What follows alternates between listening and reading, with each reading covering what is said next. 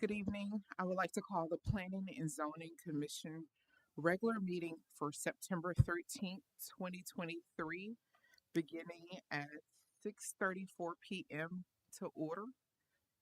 A quorum is present.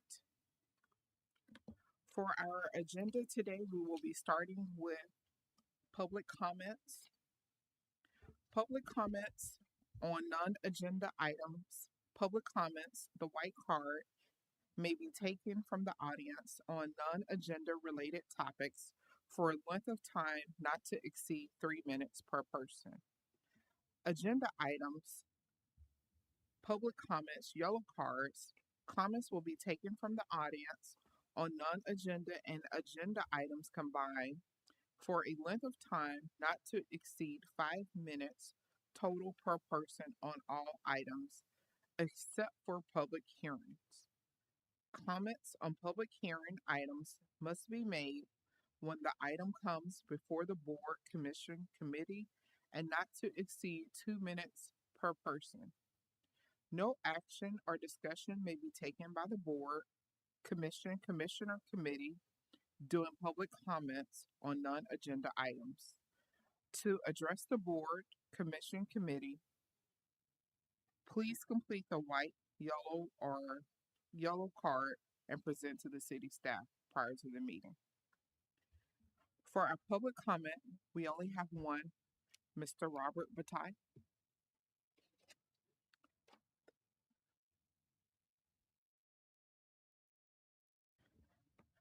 Commissioner Paz, please be our timekeeper. And if you don't mind telling me when 3 minutes is up, and then I'll go to the agenda things. Thank you. My name is Robert Bataille. Great to see you guys. You guys are a commission. Did you know that? There's one person at the dais, I think Mr. Dunlap here, who's convinced himself that he's your gatekeeper and censor and that you're his little personal committee. You're actually an independent kind of commission, and you need to stretch your wings. You can set your own agenda. You have your own secretary, and I would really urge that we need you to do this. This is a lot of stuff here. You might want to say, hey, Scott, we don't really want to do all this stuff today. I want you to take these items out, and maybe you need to meet 2 weeks from now. It's hard to find the truth in Manor. I had to start my own Facebook group. It's called Manor Community Coalition. If you want to read the truth about what's happening to the city, I would suggest you check it out. There's a phrase that Manor doesn't seem to quite understand. That's historic district. We have a historic district since 2017. It runs from 290 down to the railroad tracks, Creek to Shining Creek. Unfortunately, we spent $300,000+ on a comprehensive plan, and these people didn't even learn that we had a historic district. So when somebody called our little Parson Street downtown, they said, hey, let's build it up. Build. Well, we don't want you to build it up. History is the only thing Manor has going for it. If we ruin our historic district, we have nothing. Does anyone have a problem understanding that? We need to do a moratorium and stop these 95 townhomes that are by the cemetery on top of graves. They're on top of graves in the Martin McVeigh Cemetery that's been recently discovered. 400 apartments by the Lions Club here and by the James B. Manor homestead that I rediscovered. That is an abomination. That's 1,500 people in that little tiny area there. There's nothing historic about 400 apartments. That's 700 cars. We had a traffic jam here when they put a little stop sign. What do you think is going to happen when we've got 700 cars trying to get out of there? What's going to happen if there's a fire? That is an accident waiting to happen. So I would urge you to really try to figure out what a commission is and become one, and start working on an instruction manual so the people that come after you, they know what this job is. I have a feeling when you started this job, you weren't told a dang thing. Mr. Dunlap does not want you to know what's going on. That's his modus operandi. That's how he controls the city. I call it the Scott Dunlap City Council now. It's taken me 2 years to kind of figure this out, what's really going on. You have 2 minutes. Thank you. Now, of course, it's absurd that I have 2 minutes to talk about 6 agenda items. That's an example where you can set your own rules. If the council wants to do this stupid stuff, they can. I want to talk about this thing on Boyce. Finally, they show you what they're doing. Finally, this is your last chance to keep it a downtown, neighborhood business district. This is your last chance, I think. Scott doesn't tell us how many hoops we have to jump through. This is a $250 million Korean real estate firm that uses artificial intelligence to target their investments. The average investor is a Korean with $20,000. Do you think they give a hoot about what our quality of life is here? What that is, that's a B&B for their execs to come here and watch South by Southwest. This is their little office building. There's not going to be any cute little shops there. It's an office building with apartments for their executives. If you look at that and you think about that going into our little cute neighborhood, that is grotesque. Now is the time you have to stop that. And you can do it by refusing this designation of downtown business zoning. It's neighborhood business. That works fine. Mr. Chavez just got neighborhood business for his beauty shop. These people don't care what the heck they're doing. And last times in the meetings when they talked about like number of parking places, Scott Dunlap knew how many parking places was there. I knew how many parking places was there. I couldn't talk, of course. These people who come here, they have no idea. They don't know what they're doing. They're just kind of showing up on behalf of these people in Korea. It's iblock.io, I believe, is their web address. If you want to go learn more about them, they need to do that north of 290. We have 10 square miles north of 290. Take this ugly crap boxes and put them north of 290, close to where we need a new downtown. This little 3-block strip is not your downtown. This is Time's up. Thank you, sir. Thank you.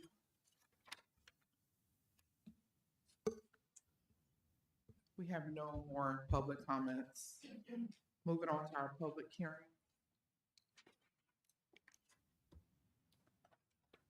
For public hearing for agenda item number 1, conduct a public hearing on amendments to chapter 14 zoning of Manor Code of Ordinance to modify the provisions for the residential land use table relating to single-family attached 2 units and single-family attached 3 or more units, industrialized housing standards, and office commercial institutional architectural standards.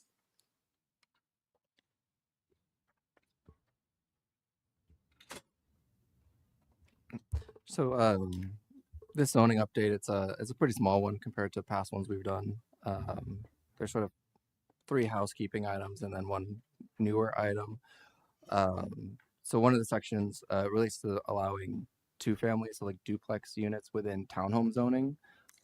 This was actually in the last ordinance, and it got approved on first reading at City Council, and then the ordinance that went on for second reading for City Council was a slightly older version of it. And so it was misprinted in that version that ended up getting approved. So this just corrects that. That was has actually previously come before you all, as well as council. The section after that is related to the same thing. It just kind of cleans up that error with the 2-family and the townhome zoning. There's a section related to industrialized housing, which is modular housing. The City Council back on August 2nd, they approved Ordinance 713, which moved the industrialized housing standards from the zoning code to our building code, which is chapter 3. So this just updates our zoning code to remove those standards, and then it just references them back to chapter 3. And then the newer item relates to our architectural standards for commercial office and institutional buildings. And it just exempts buildings that are less than 1,000 square feet from our articulation standards, so horizontal and vertical articulations, because those buildings are so small, the offsets don't really work as well. And so we have a proposed business, there's actually a couple, and then, it doesn't really work well to have the offsets on such small structures.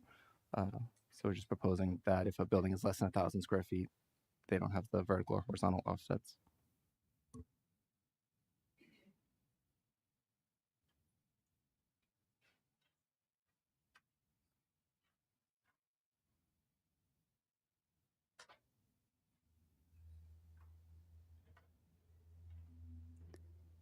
I have a question. This is only for duplexes and like triplexes. This is not for apartments. No, so two family is a specific type of housing within our zoning code, and it's only 2 units that are combined. And so this would just allow those two family units on townhome zoning only. So it doesn't apply to single family zoning or anything else. It's just you're zoned for townhomes, which is 3 to 6 units in a building. A developer or property owner could also, as part of that mix, have 2 unit structures.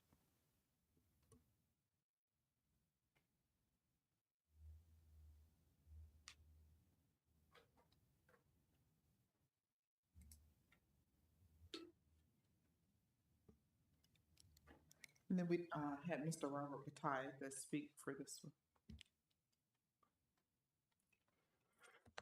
Thank you. My name's Robert. Opposition, correct? Well, I think didn't I put 4 in against both of these, or I don't know. I think we need another category of just like questioning or something, you know. I basically have questions. I don't mean to, now here I'm taking up my time on this. Are we able to pull up that little map where they have the grid of the different categories and stuff? Pardon me? Well, I believe there was online. In the packet, there's another page that talks about them. Are you referring to the zoning, The what? the different zone types? Yes. My questions are, there's some. Do we not have that grid anywhere? You have it? Can we see it? No? Okay. My questions are these. When we talk about modular housing, are we talking about manufactured homes? No. No. What would be the distinction of what's a modular home then? Modular is they're inspected by our building official on the inside, so they have all the same inspections as a site-built house. So they come in one or more sections. They're not HUD certified. A manufactured home is HUD certified. These are International Code Council certified. They're usually permanent, so they're set on permanent foundations. Oh, okay. Huh, interesting. Thank you. Okay, so now, if you would explain, what's the difference between SF1 and SF2? One is single-family suburban, as I understand it. Yeah, SF1 is a 70-foot lot. SF2 is 60 foot, so it's a slightly denser single-family product. That's the only difference then, really? The minimum home size in SF1 is 2,000 square feet, 1,700 in SF2. Okay, thank you. Now, in that grid, there was also 2 letters. One of them had the letter P in it. The other one had the letter C. It didn't tell what P or C is, and I would advise you guys, when best you can, really explain these things in your documents as if somebody has no idea what they are and they're self-explanatory. So what's the P and what's the C, please? Yeah, P means it's permitted by right. C means Permitted by what? by right. Like you could just do it. Okay. C means there's conditions. It's Okay, permitted with gotcha. conditions, and there's a table for conditions. Okay, gotcha. Thank you. And is this the same zoning thing that was sent in the mail, where it said that the zoning thing was coming up and it had no supporting documentation whatsoever, or is that a different one? Do you recall? No, this is the same notice. Just let you know Why that- would the city ever send out a notice talking about a zoning thing without the actual guts of what the hell they're talking about? Because we're not going to do that. We're just going to let you know that's there and there's contact information. But it this wasn't one a happened to be 3 pages. The last zoning ordinance was 20 pages. We can't mail 20 pages to 5,000 properties. It didn't even have a link. It had contact information. If It had- people are interested, they can reach out, Oh, we can reach out. and And- people have. Well, why did they have to reach out and waste our citizens' valuable time instead of put a link on there? Okay, that's my question. Thank you. Thank you. Are there any other questions from the commissioners? I have a question. Do we have to accept all of these together or can we split them out? No, yeah, you can modify.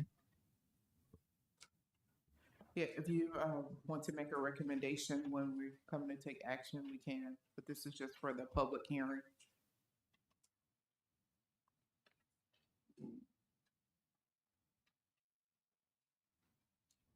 may I ask what you're considering? I can.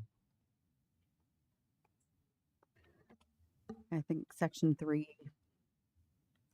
the section 5 and 6 seem reasonable. Section 3, probably need a little bit more information, as to why we're doing that for townhomes, just in terms of like density and some of the things that people are bringing up. I've seen. Sure. I will say the zoning code as it was approved does have the error in it. So if you didn't want the 2-family and townhome, I just have to rewrite it to sort of correct the error to kind of go back to what it was before the last ordinance. But yeah.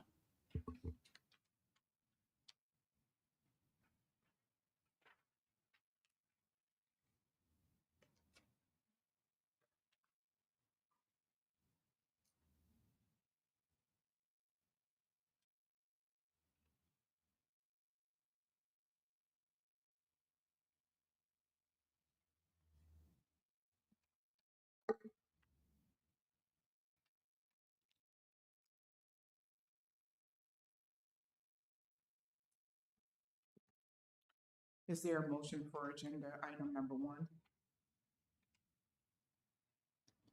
I'll move that we close the public hearing for item 1. I second it. It has been properly moved to close the public hearing for agenda item number 1 by Commissioner Myers, second by Commissioner Pies. All in favor? Aye. Aye. Any opposed? Motion passed. Agenda item number 2, conduct a public hearing on a planned unit development amendment for Manor Heights, Caroline subdivision located at 13201 Old Kimber Road, Manor, Texas. So we did not have anyone that signed up that wished to speak for this topic. Scott, would you like to share some background? Sure. So this one, when they got their original PUD approved, excuse me, there was about 9.5 acres that they left as open space. It wasn't provided as parkland. It wasn't amenitized. It was just left there because there was some soil contamination from a prior use of the area as a gun range, and so they couldn't put residential units on it. They couldn't really do anything with it. With the market shifting of it, they're able to remediate it enough to have commercial use on it. So they want to modify these 9.41 acres from what was just leftover open space to commercial. And in doing so, we also requested that they update all of their permitted and conditional uses for the whole subdivision, for all the commercial parts, the neighborhood business and the C2 commercial, to match current code. So it's more consistent with what's also being built on other areas that aren't part of the subdivision. And then that they also, they have to modify some of their tables to show the reduction in open space and then increase in commercial. And then the home builders, Richmond American, they have double height garages. That's what they call them at least, but they're sort of oversized garages, which weren't specified specifically within the code.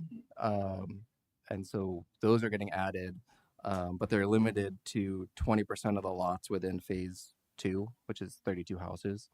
So it's just a home product type that they've been selling, that we permitted for the ones they sold, and we kind of stopped them until this PUD amendment goes through, if it does. But that's what they're changing, is just adding some commercial acreage, updating all their permitted and conditional uses, and modifying their tables to reflect that change in uses, and then the garage standards.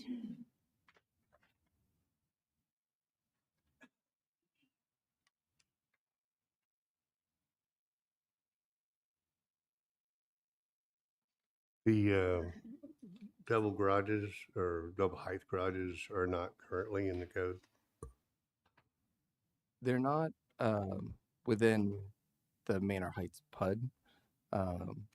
our code, our standard architectural standards wouldn't prohibit it, but because Manor Heights, they actually specified sort of the types of garages, whether it's like front loaded, side loaded, flush with the house, extending from the house. So they had sort of their own architectural standards for garages. And since they didn't include double height with those at the time, I mean, American Richmond wasn't around when they were, putting those standards together. They weren't considered. And so American Richmond, when they started building, they weren't, like I said, expressly prohibited, but they weren't either, expressly allowed. So they built a couple of them before we kind of said, hey, these aren't really permitted. And so they requested to add it to the PUD, but then limit it to 20%, which is 32 houses.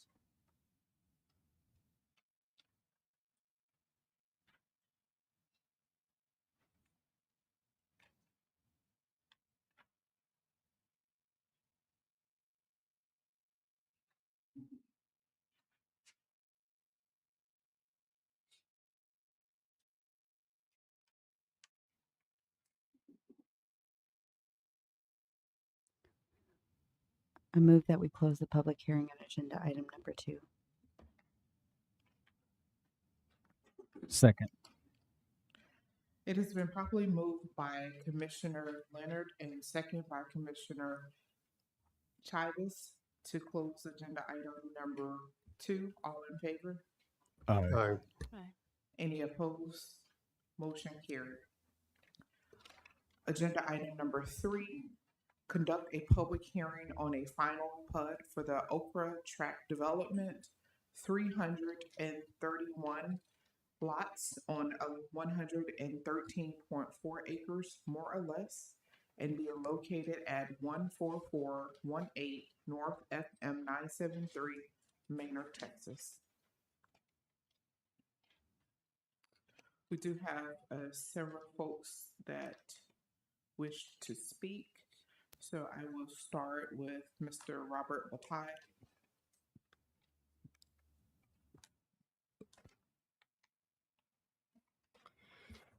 Thank you. My name's Robert Bataille. I think this one should be sent back and no action taken. We've seen this. We still don't have any idea how many hoops everyone's supposed to jump through, but they don't have to show the roads. Can we pull up the site plan, please? They have some interior parks. They show us no roads. Where's the roads going? And where's the parking going to be? There, that's a good one. How do we get to these interior spots? They know exactly what they're going to put there. This is a bunch of baloney that they can't show us. They say 20 minimum parking places. Maybe we need 30 or 40. How would we know? They don't tell us where the basketball court's going. They don't tell us where the park or the pavilion with the picnic tables. How many picnic tables? They've got an absurd total fabrication there they call OS Parkland. There's no such thing as OS Parkland. That's just a fabrication that the developer and Scott Dunlap came up with. There's nothing in our codes called OS Parkland. They seem to think that these little trails, this little concrete sidewalk, that just because it's contiguous, they can call it a park. It's not a park. A park is supposed to be some useful space where people can do things. Also, they don't even have on here how much they're going to pay in lieu fees. They've talked about it, but it should be on here. $182,000. That's how much they need to give us. It's not on here. Most of the other site plans like this, they tell you exactly how much in lieu fees they're going to put on there. This would be a nice place for our downtown, by the way. There's plenty of other sports they can put in there. Are they going to put lights in there?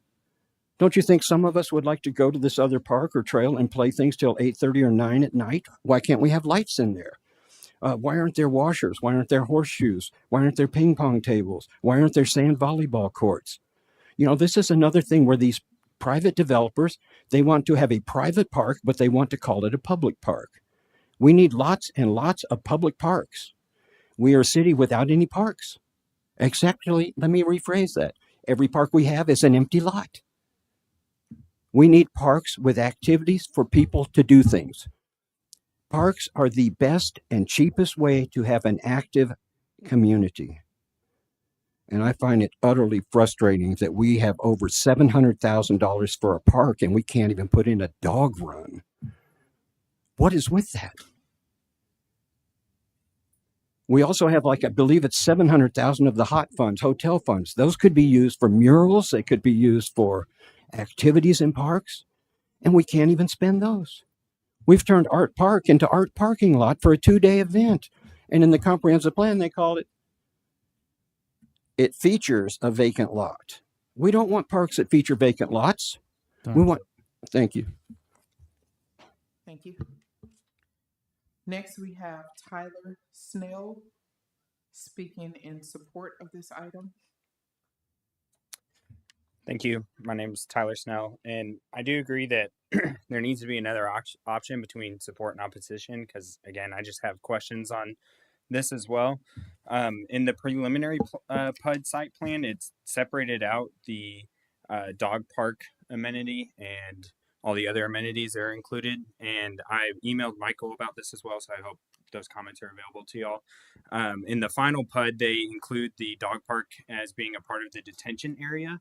And I just don't know exactly what that would be because I could picture that becoming a detention field that they put dog park waste buckets at and calling it a dog park when that's not really a dog park. We need it something that's enclosed where people can take their dogs and make it an actual dog park, not just an empty field that they use as a detention pond and call it a dog park.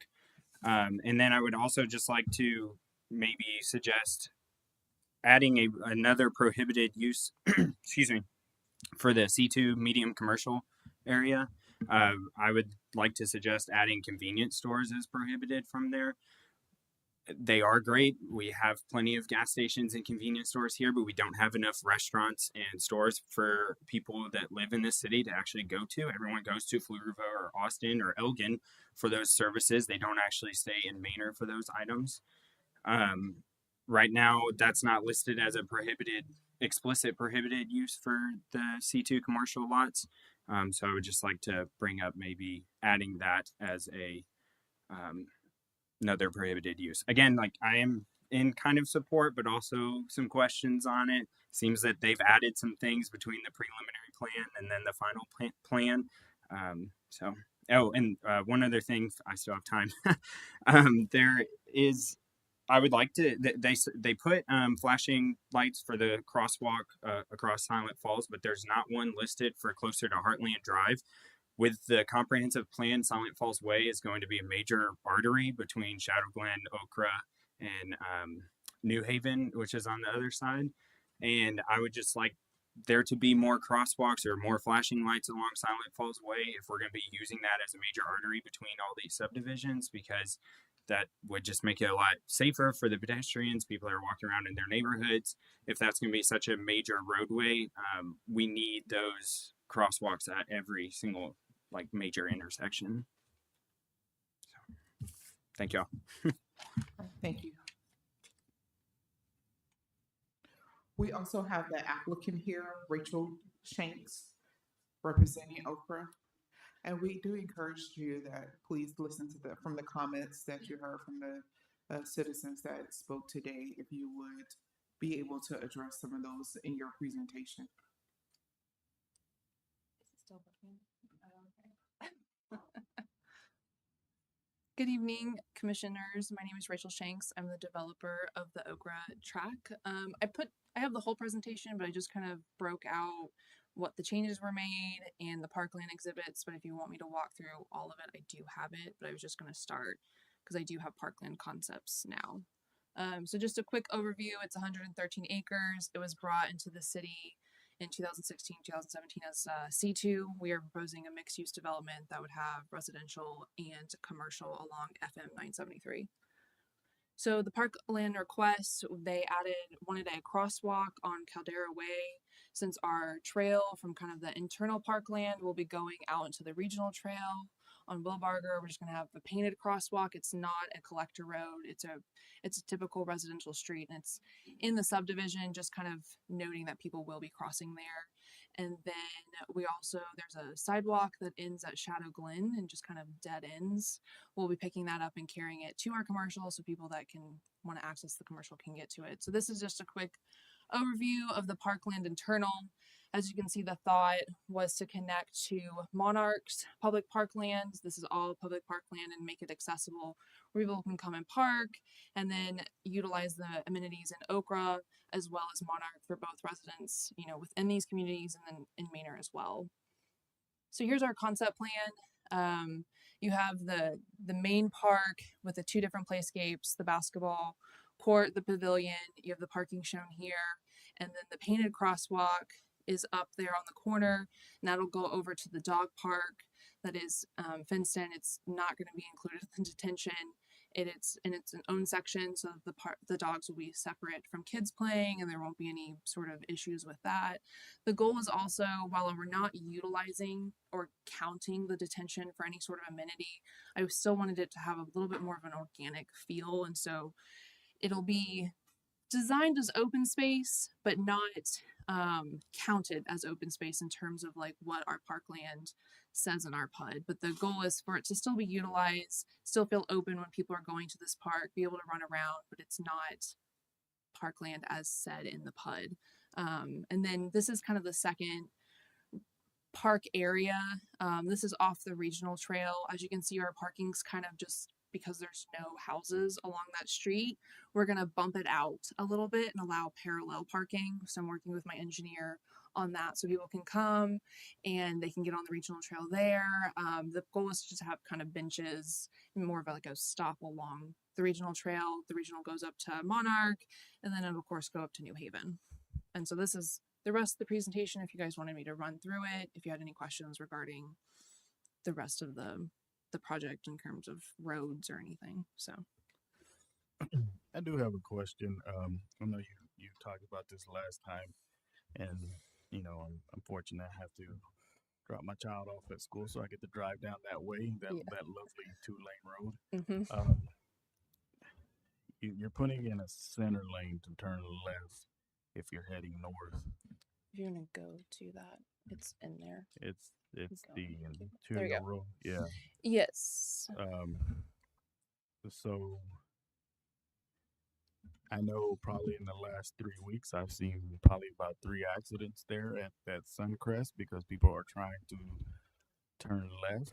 And Yes. unfortunately I see these lovely folks that do the U-turns even though that there's a sign. So how do you help us with that center lane, make sure that that's a safe place to turn, because you're going to have somebody turning quickly right and having to stop real quick to turn left. Is that correct?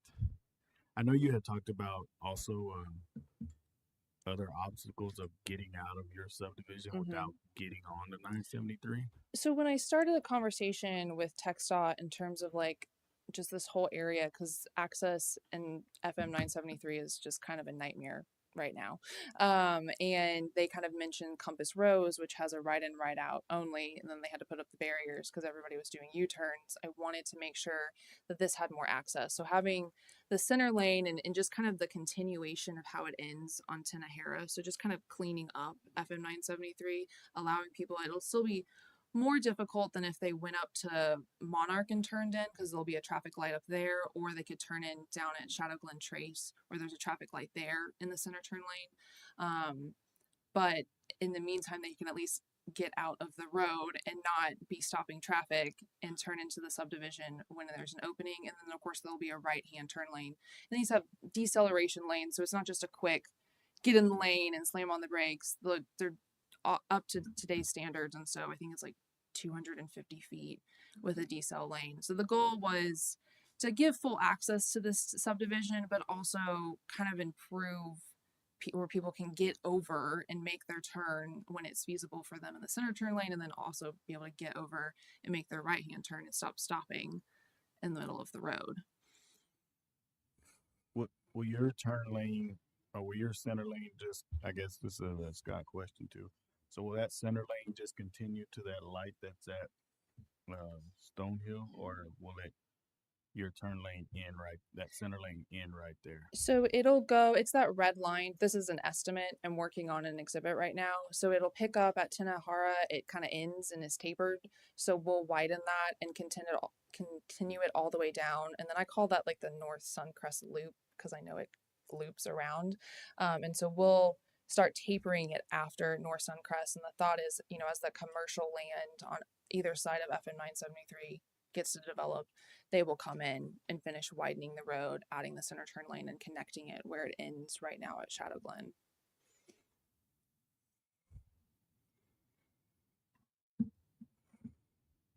I have a question. Yes. Are the are the amenities, the basketball court, playground, the dog park, going to be public amenities for all of Yes. Maine, or like will they be gated? No.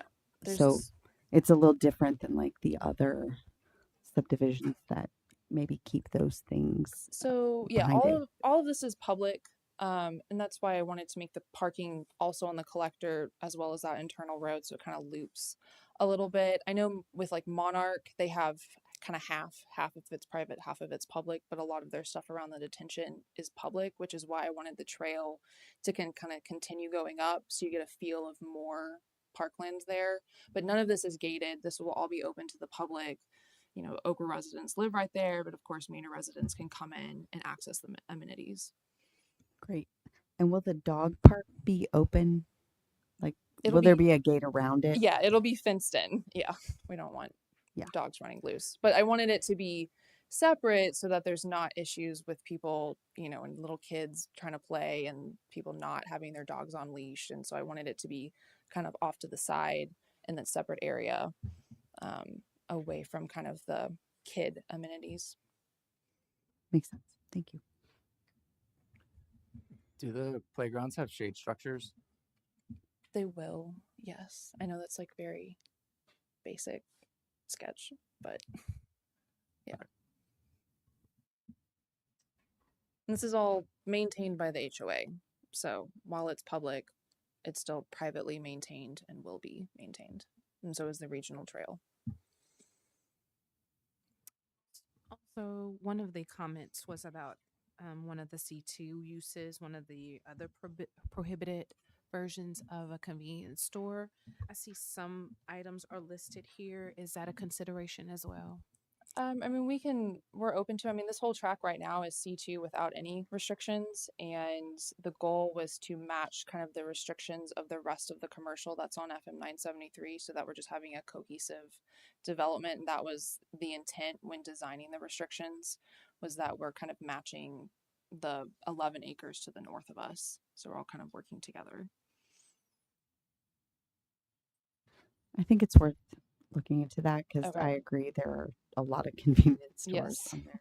It doesn't make sense to have another convenience store. If I made the way it's in our code, we have general retail sales convenience and general retail sales general. It's sort of, it may be tricky to kind of draw a line between what is convenience and what someone would say is just general. I mean, there's a couple additional things that they could sell to basically can fall into the general category. So saying no convenience stores, I mean, gas stations are to require a specific use permit. So that would have to come back before you all and council. So if someone wanted like that type of convenience store with gas, you know, they need special approval. But sort of a small retail format, you know, the distinction between convenience and generals is pretty close. I think it's more gas stations than just, you know, a convenience store is not as big of a deal, but most of them have a gas pumps, you know, attached. So it's good to hear that there's a separate permit that they Yeah, need you have for that. full discretion if that's permitted or not.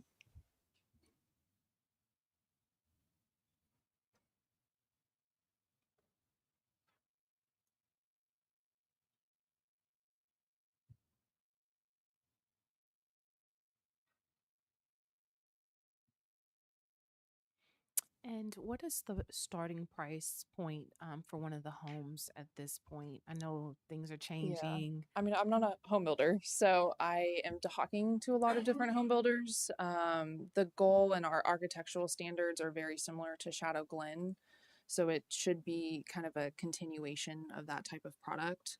I haven't looked at Shadow Glen's pricing. I think it's around 400,000 if I want to, I think, for the Meritage home. So that's the intent, is that it's cohesive with that subdivision and doesn't feel like a completely different community as you're driving, and our architectural standards will be very similar to theirs.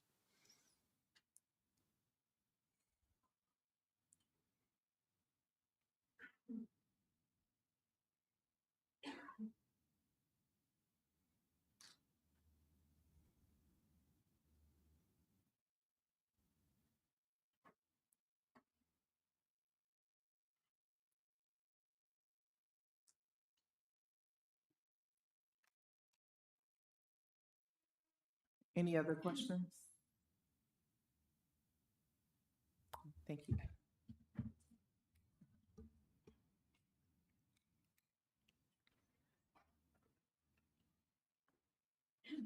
I'd like to make a motion that we close public hearing on item number 3. Second. It has been properly moved by Commissioner Meyer to close agenda item number 3 and second by Commissioner Hartman. All in favor? Aye. Aye. Any opposed? Motion carried. Moving along to agenda item number 4, conduct a public hearing on a subdivision preliminary plot for Shadow Glen, 306 lots on 103.7 acres, more or less, and being located near the intersection of Greg Manor Road and Rector Loop.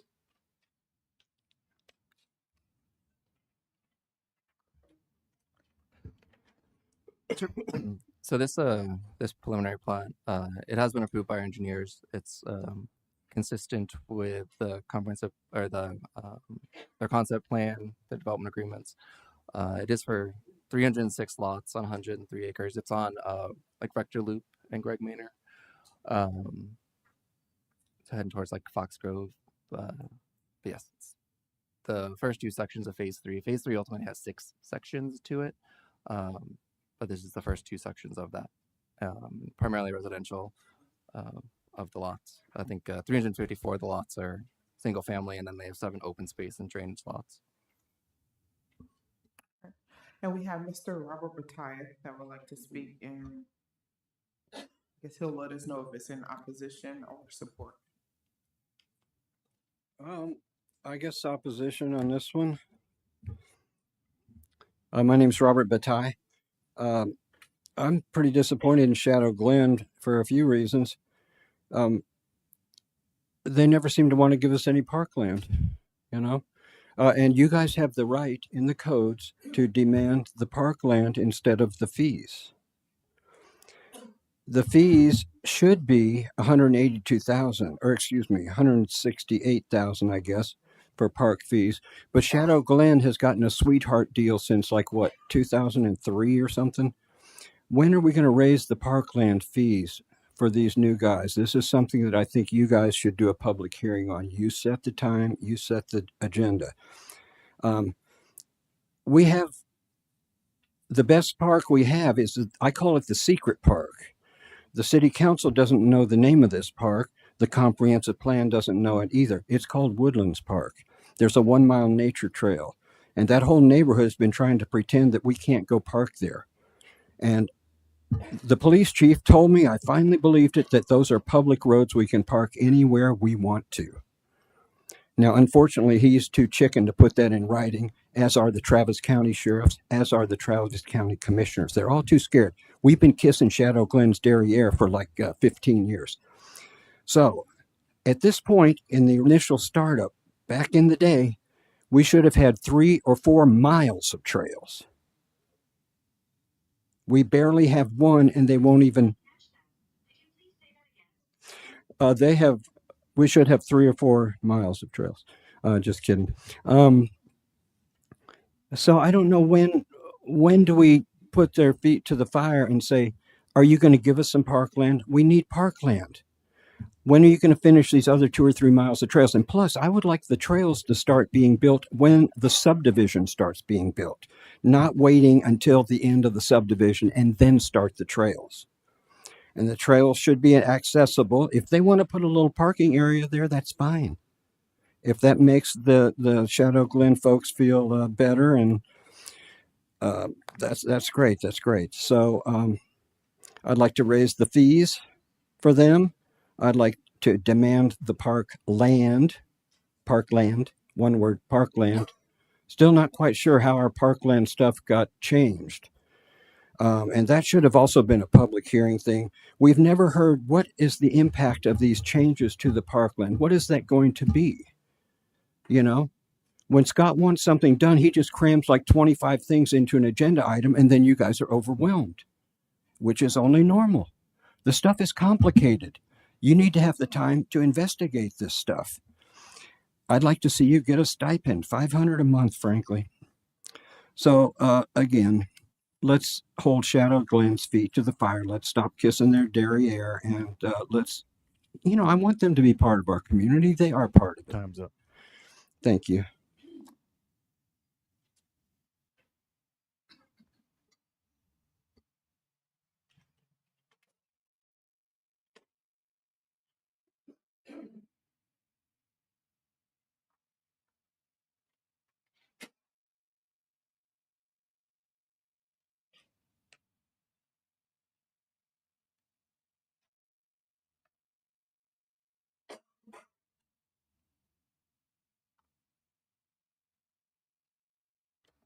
I have a question. Is the developer here? Like Rachel's here? Is there somebody for this one? No. I'll add to some of Robert's points. With the trails, all the rest of the trails come with phase 3. So this phase sections 1 and 2 do have trails in it. The way that trail phasing was worked was so that there was loops. And so there's one loop now off sections 28, 27. But with this phase 3 being on the west side of Wilbarger Creek, it allows for loops to actually occur within the 200 acres that they dedicated to the city as their parkland. So all the rest of the trails come with phase 3 in sections 1 through 6, or all the phases that abut the creek here. So there will be trails as part of this construction, and we work them as part of the construction documents too. So like we don't accept all of their streets and anything until their trails are in, and their HOA maintains them for 2 years. And then we also did raise our parkland fees from $550 a dwelling unit to $50,000 an acre. So those have all been modified, but it doesn't apply here because, as Robert mentioned, there's a development agreement from 2003 that we honor. So.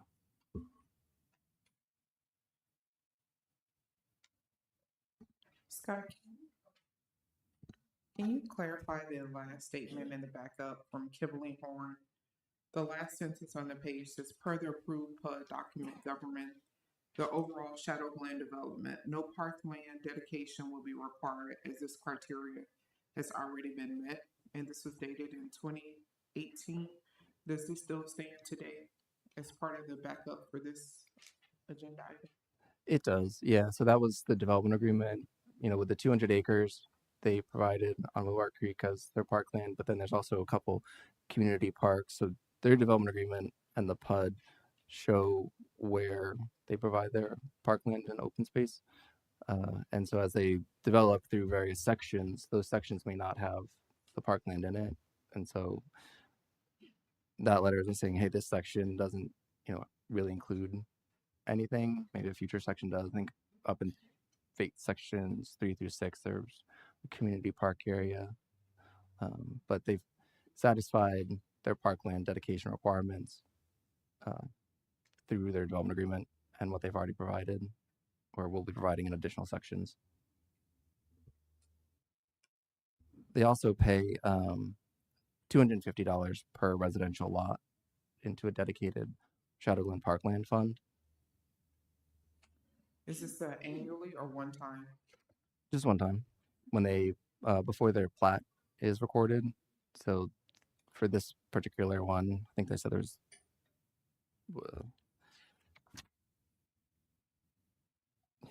300 something lots. Each residential lot will owe 250. Does that money have to be used for Shadow Glen or can it be used for other? For Shadow Glen. Yes.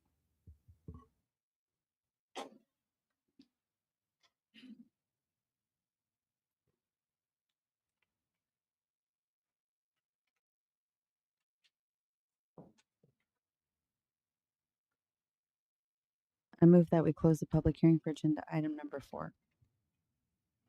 I second it. It has been properly moved to close agenda item number 4 by Commissioner Leonard and second by Commissioner Vice Chair Pius. All in favor? I Any opposed? Motion carried.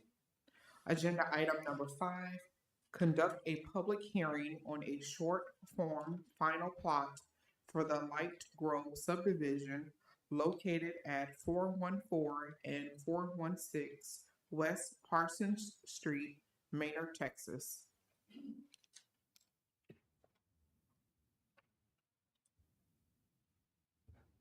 So this one, they're just combining 2 lots into one. They're going to be building a church or religious assembly use on the property, and so they're needing to combine it, the 2 lots that they own, into one slightly larger lot for that use. And we have Mr. Robert Bataille that would like to speak for this item.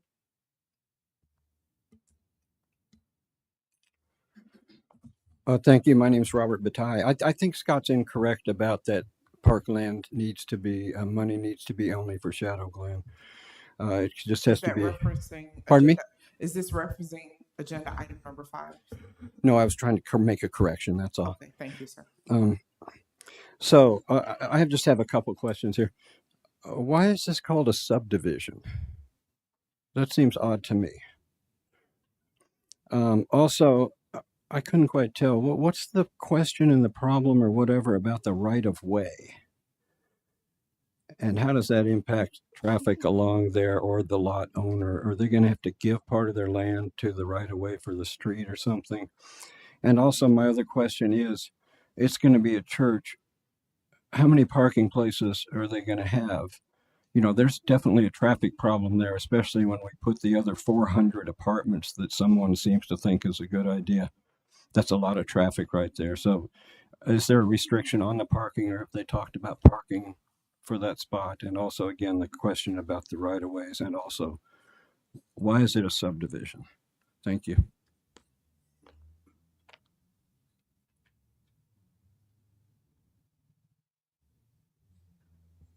Scott, to get a better clarification, this is the one right here next to, oh man, I just know where people live at. What it used to be Old City Hall. It's further down. So there's actually some food trucks on the property right now. It's on the side of Parsons as the police station. I don't know which food trucks are on that lot, but it's not the food truck lot with the big canopy. That helps. But Does this mean the food trucks have to move, or is this the lot next to the food trucks? the food trucks would move, yes. What's the current zoning for this area? I believe this lot is actually split between one of them's commercial, one of them's residential, but I believe they're rezoning it to institutional small, or that's been considered. Religious assembly is permitted in any zoning district. We as a city, we can't prohibit churches and where they locate. So they really they can go wherever they want. They just have to file a site plan. There are certain parking requirements that they're working to meet, and so far they have met. But that's not part of this. This is just their plat. So. And when commercial, I'm assuming this is C1, one of the lots. Yes. Do we know why it says subdivision? Is that a mistake, or is that what is that? No, any plat is a subdivision. It falls under our subdivision code. So whether you combine lots or split lots, subdivision plats. Okay. So even though it's not going to be houses, it can still be called that. Right. Yeah. And then there was also a comment about public parking. So do we have the plans on the layout? They do have a site plan that's filed. It's not public parking. It's for their use, and it's based off the number of seats in their assembly area that they have. Uh,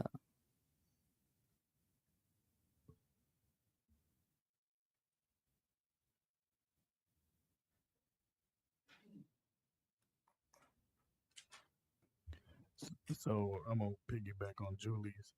So you said this is the one with the food trucks in there. Do we know about how many food trucks are in that area? there's 3. Okay.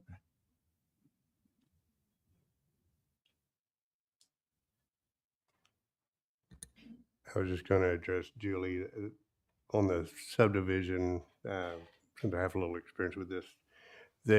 When these are platted, generally speaking, subdivision would be dividing one tract into many.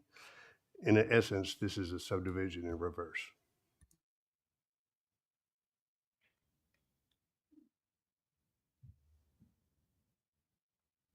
Thank you. That's helpful. I would call it a unification. That's better. I do think the traffic, like, as a church, your primary traffic times are not Monday through Friday, 8 a.m., the 5 p.m. It's actually, I think, a better use than maybe houses or something like that, because you get your traffic times on Sunday or like Wednesday night. So to me, this is actually a better thing than something that would have more traffic. Do we have the estimated size of these lots?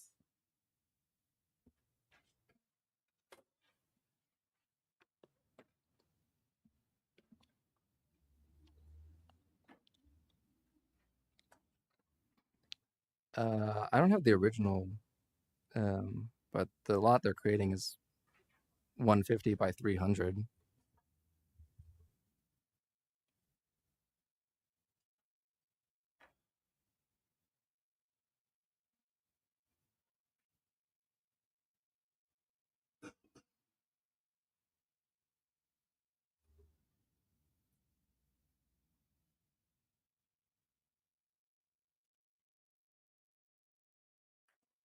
I'd like to move that we close the agenda item number 5. Second. It has been properly moved to close agenda item number 5 by Commissioner Meyer, second by Vice Chair Pies. All in favor? Aye. Any opposed? Motion carried. Consent agenda. All of the following items on the consent agenda are considered to be self-explanatory by the Planning and Zoning Commission and will be enacted with one motion. There will be no separate discussion on these items unless requested by the chairperson or commission member, in which event the item will be removed from the consent agenda and considered separately. Agenda item number 6, consideration, discussion, and possible action to approve the minutes of the August 9th, 2023 P&Z Commission regular meeting.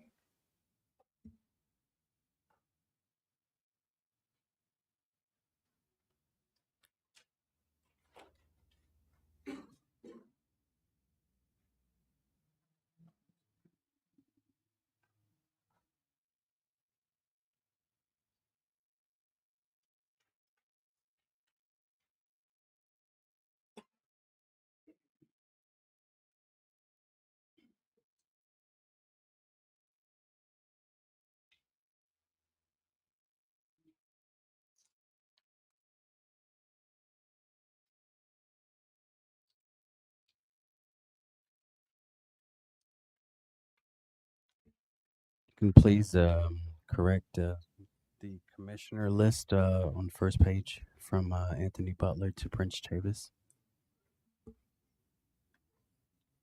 It's on the first page.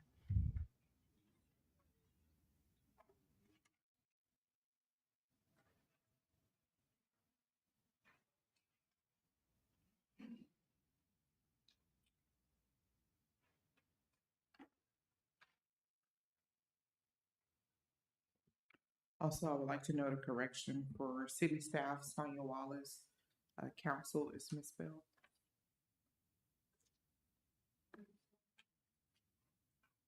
Council.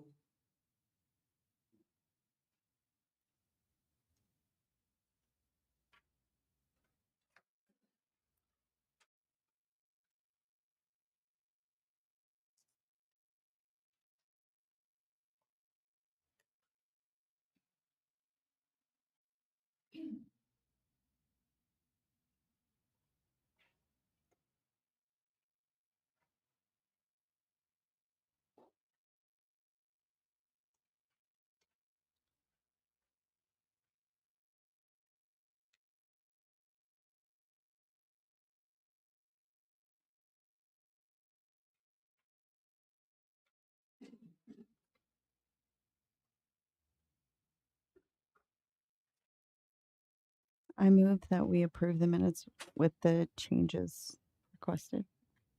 Agenda item number 6.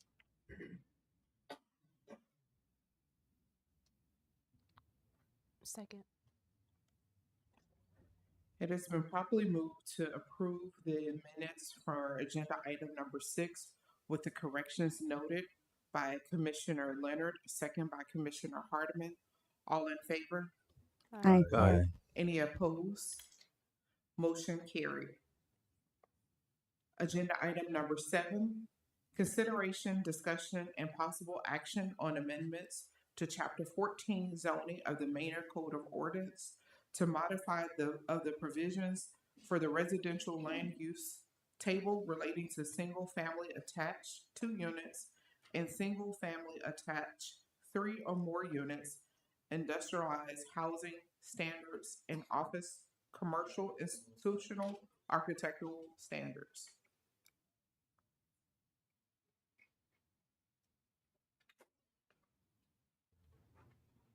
So this was the one that corrects the last zoning ordinance where there was an error, small error. So again, with the permitting 2 family type units on townhome dwelling, that had previously been approved by this commission and council on first reading. They just had a slightly older version on second reading. So it sort of corrects that, and then the section 4 also is that correction, and then moving the industrialized housing standards from the zoning code got moved to the building code, so this removes them from zoning, and then the articulation standards for commercial buildings less than 1,000 square feet would be exempt.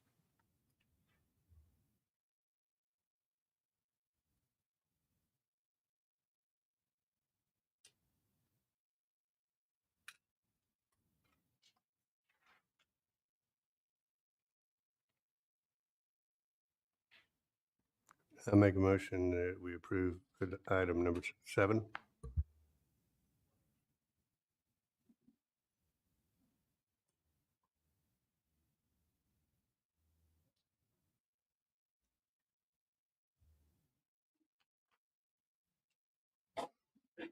I'll second it.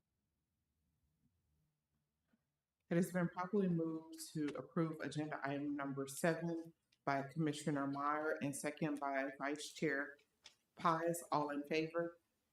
Aye. Aye. Aye. Any opposed? Opposed. Opposed. So motion carried 4-2. Opposed by Commissioner Leonard and Commissioner Chavis.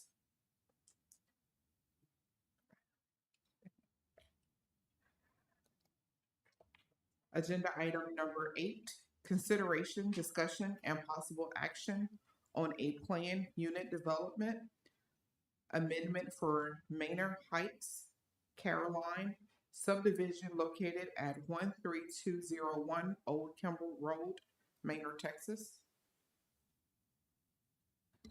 So this was the one that took some of their, undevelopable land or less desirable developable land that was left open, and they're converting it to commercial after they do a bit of soil remediation, and then updating the list of neighborhood business and medium commercial uses to match current code, and then modifying their tables related to the change in land uses, and then adding the standards and the limitations for the what they call double height garages.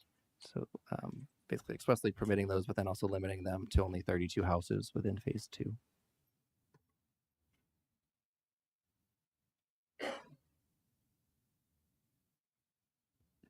So Scott, I have a question. So since it was a gun range before, do they have to go in there and clean all that stuff out before they can start building, or how does that work?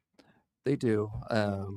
There's soil remediation that has to occur, but with it being a commercial use, it doesn't have to be as intense as if they wanted to put houses on it.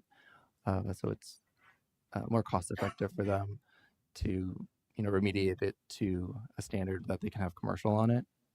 Doing residential would be quite costly for that small of an area. If we want to add things to the prohibited uses, would we add that as part of the motion? Yeah, you can make a recommendation to modify the list. What were you considering? I would say anything that brings a lot of traffic, convenience stores, that kind of thing.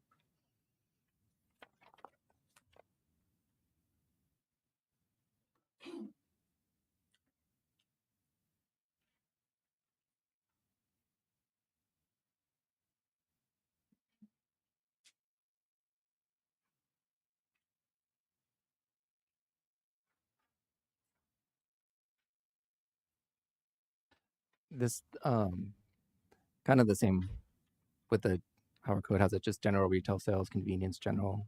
They are both permitted within this PUD, but this does move what used to be called service stations, which are gas stations, and they were permitted by right in the PUD. It moves them to our current code, which is called gas stations, and adds them as a specific use permit. So if the developer wanted to put a gas station here, again, that it would go to requiring your approval, whereas prior to this or without this amendment to the uses, they could just build one. So this adds that discretion for gas stations to you all.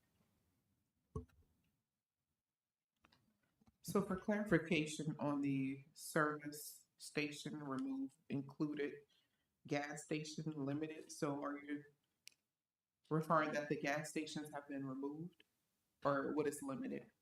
Sure. So that's the change in terminology from service station to gas station.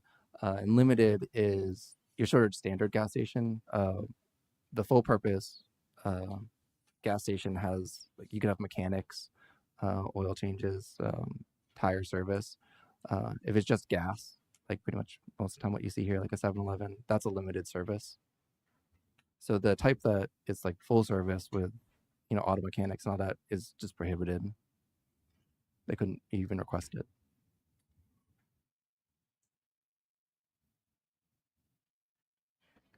Is it possible on this one to remove the part about the double height garages? Yes. I'm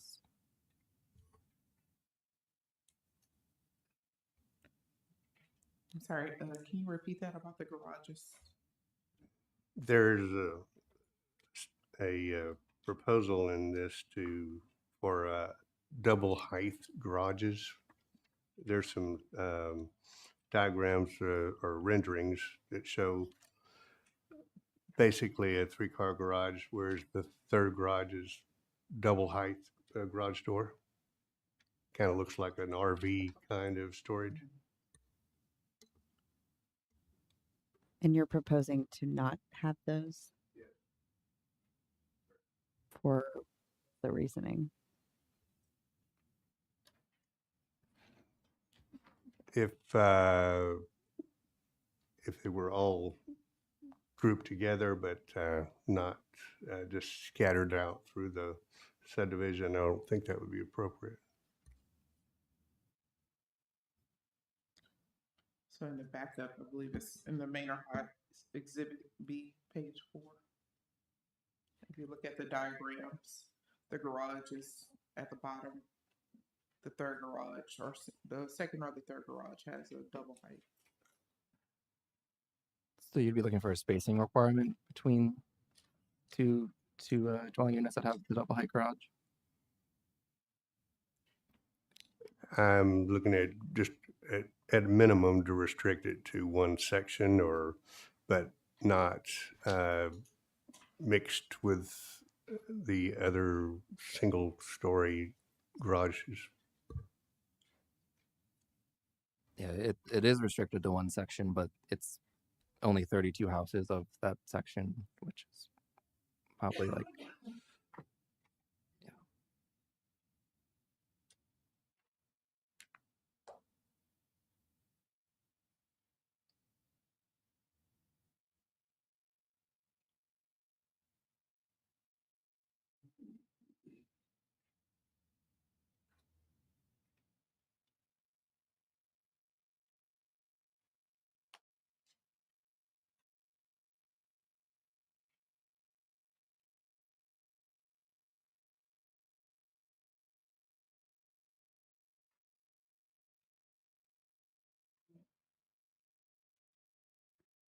I move that we approve agenda item number 9. Sorry, did you say 8 or 9? It's 8. Oh, we're at 8, sorry. Yeah, I move that we approve agenda item number 8.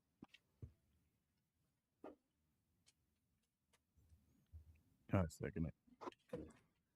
It has been properly moved to approve agenda item number 8 by Commissioner Leonard, second by Commissioner Pies. All in favor? Aye. Aye. Any opposed? Motion carried.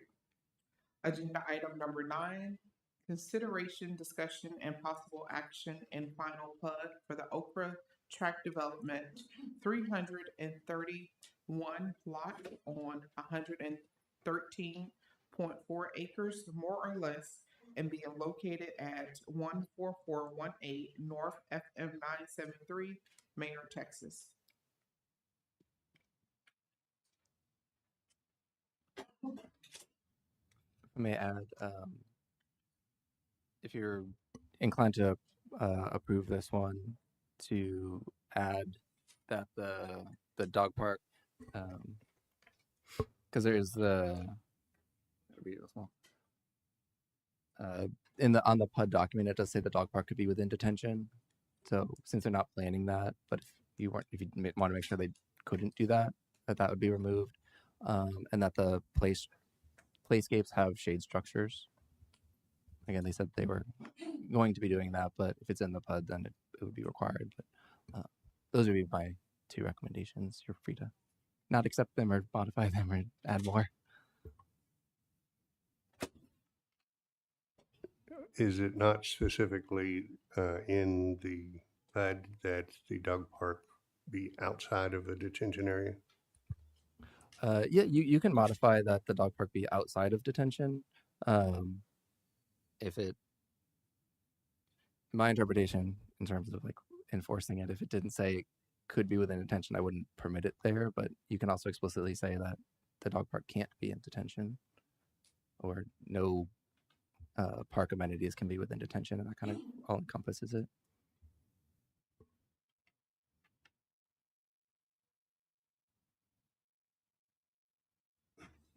Can we also, if 20 parking spots, if we feel like that's maybe not enough, can we put in the PUD like an increased number of spots?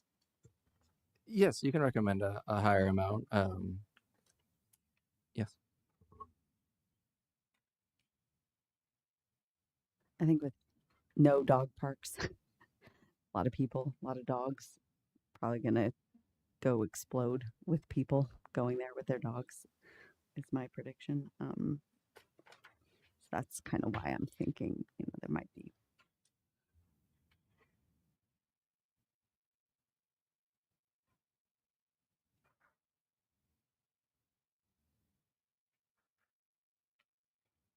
And Scott, for C2 designations as builders and things move along and they become more concrete ideas of what the implementation or the stores and things that will be coming in, who's privy to that and can that be shared with us? Yeah, we can share those. They are like administrative approvals when someone files a site plan. That's just handled through like engineering and the permitting department, so it's all administrative. Unless there's specific variances they need to request. But we can share developments. Mhm.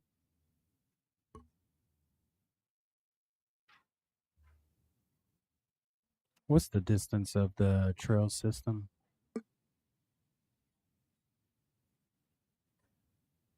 I'll ask the applicant.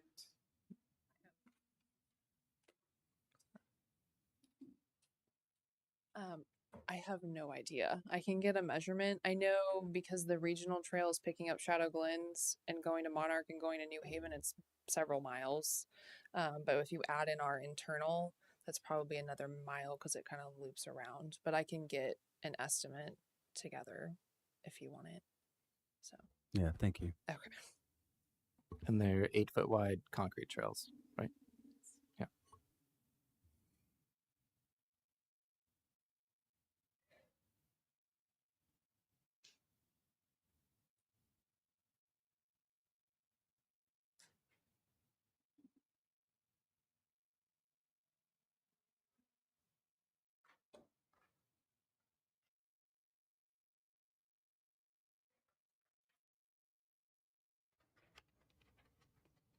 I'll make a motion that we approve item number 9 with provisions for a few extra parking spaces in the park.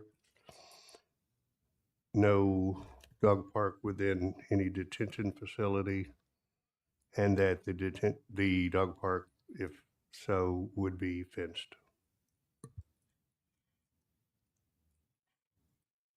If I have an amendment, do we have to vote on that before we? Yeah, there's a motion on the floor. Okay. So we have to see if someone will second it, if not the motion for those. Is there a second? Is there a second? Is there a second? The motion did not carry.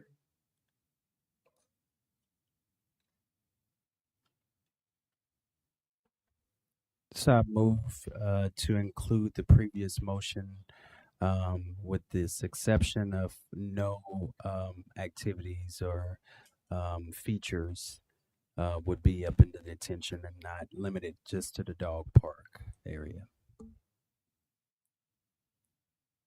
And also include the sunshades over the playgrounds. Over what? I'm sorry. The playgrounds are the play structures. I second it. It has been properly moved by Commissioner Chavis and second by Vice Chair Paz that we approve agenda item number 9 with provisions of additional parking for the parkland area, no dog park within the detention, making also that the dog park has features, that the dog park is fenced, and then there's no features in the detention area and a covered area playground.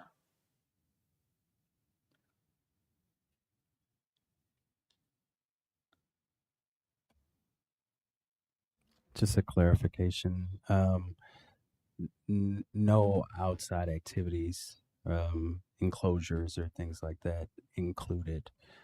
So that would include any of the play structures, sports, basketball courts, things like that. None of those activities would fall into the detention area. So those features include all of the items stated. with outside of the detention area. Correct. All right. Right. I'll second. Oh, it's already been second. All for? Aye. Aye. Any opposed? Motion carried.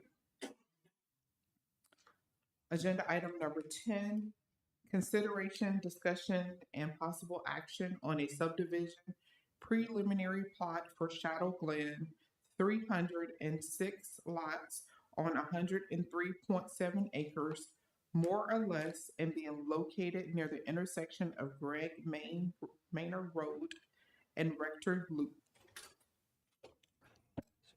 Sure. So this preliminary plat, it has been approved by our engineers, so we're recommending approval. It said it's consistent with the concept plan and development agreement for Shadow Glen.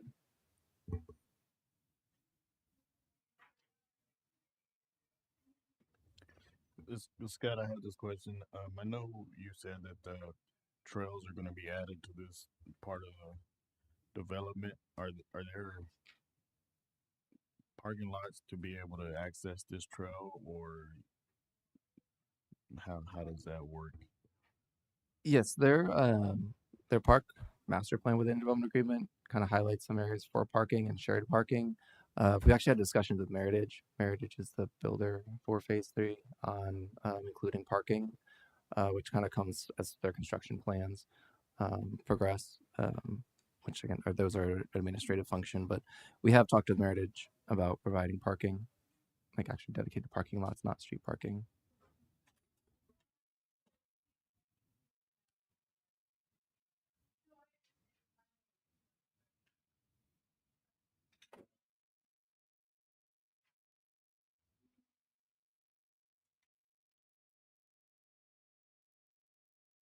So would that parking consist of locations within the open space lots? It would, yes, yeah, and they're not, planning to build, 100 space parking lot. They're small, like 20, 30 spaces. That's how the park plan envisions the parking. So you have kind of small parking lots around the subdivision, and shared parking, at some existing places like the elementary school. So it's not just one big parking lot you go to. So it wouldn't take up considerable acreage. It's kind of similar to what you just saw with Okra, where it's a small parking lot where some people can access it, and then another area might have another small parking lot that's more, depending on which one's closer, you can park there and access the trail or trails.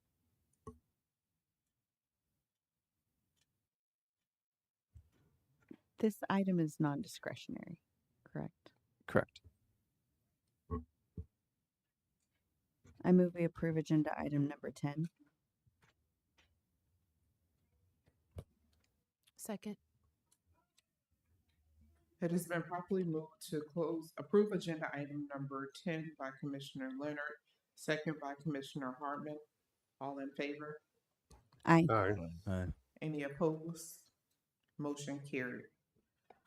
Agenda item number 11, consideration, discussion, and possible action on a short form final plot for the Light Grove subdivision at 414 and 416 West Parsons Street, Manor, Texas.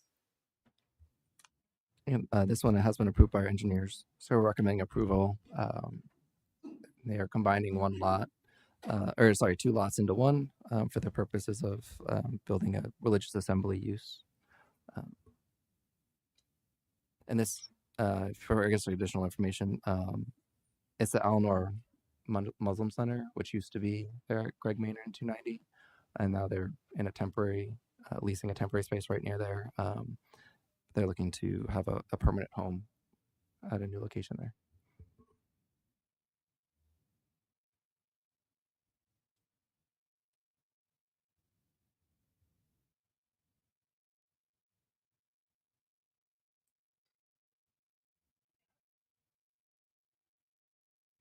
I move that we approve this item number 11.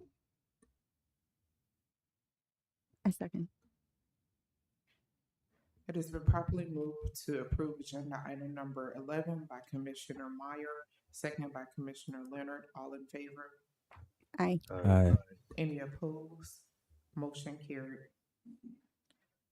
Agenda item number 12, consideration, discussion, and possible action on a final plot for the Shadow Glen subdivision, Phase 2, Section 18B, 20 lots on 6.102 acres, more or less, and being located near the intersection of Arbor Hill Cove and Pinon Way, Manor, Texas. So this plat, it's also been approved by our engineer, so we're recommending approval. It's a small one. It's right up against the Wilbarger Creek floodplain, and so they left it out of their previous plats for like 18A because they had to do some floodplain remediation and have that kind of approved through FEMA in order to have these lots. It's pretty common. Actually, there's a couple sections of Shadow Glen where they left off, 7 lots here, 10 lots here. This one's 20. So they can modify sort of the outer boundaries of the floodplain slightly to have these areas.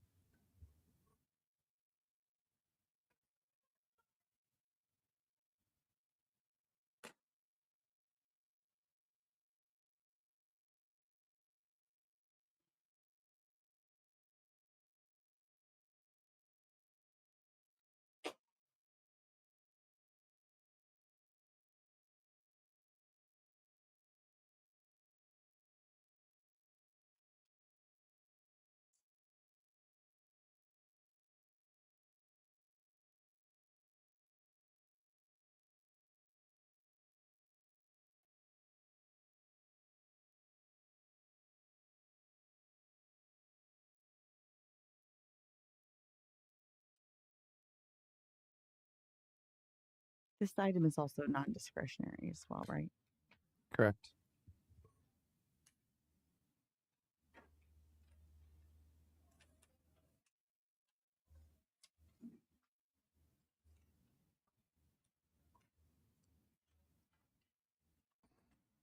Has this already been modified?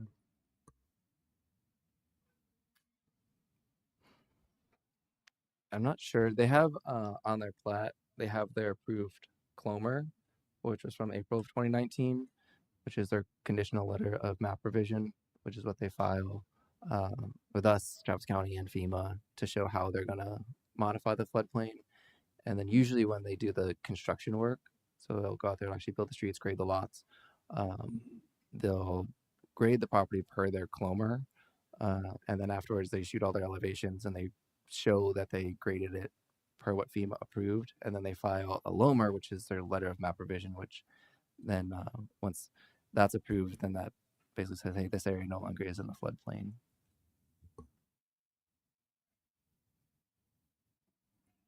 Are there minimum densities for the soil compaction for these lots? I'm not sure if there's requirements on the lots. I know the roadways have, density requirements for the pavement, but the lots, I don't believe they do. Some subdivisions do soil injection to modify to kind of help with our clay soils. I'm not sure if any of the builders in Shadow Glen do that, but I don't think there's a requirement on their densities for soil.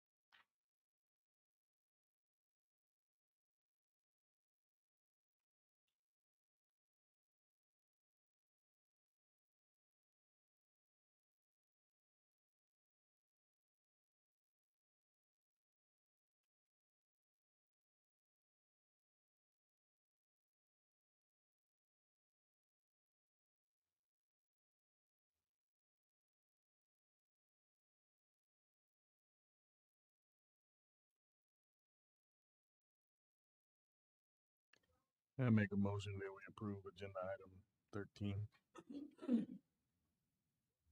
12. 12. I make a motion we approve agenda item 12.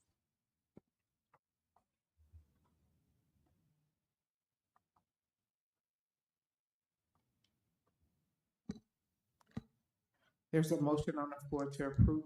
Do I have a second? I second. It has been properly moved to approve agenda item number 12 by Vice Chair Pies and second by Commissioner Leonard. All in favor? Aye. Any opposed? Opposed? Motion passes 5-1, opposed by Commissioner Meyer. Agenda item number 13. Consideration, discussion, and possible action on a final plot for the Los Entradas Greg Maynard Road subdivision, being 2.663 acres of right-of-way dedicated to the city and being located near the intersection of Greg Maynard Road and Turweg Lane, Maynard, Texas. So this one, it's actually platting just the right of way. It's almost like a negative subdivision because once it gets dedicated, it's no longer real property. But right now, yeah, the road is essentially actually a private road, and it's open to the public, but it hasn't been dedicated to the city. It hasn't been accepted yet.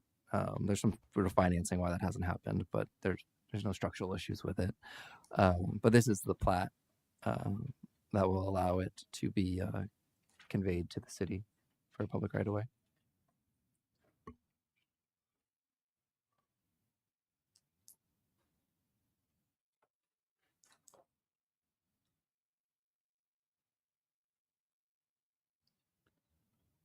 There's no stop sign or anything at Parsons in this road, correct?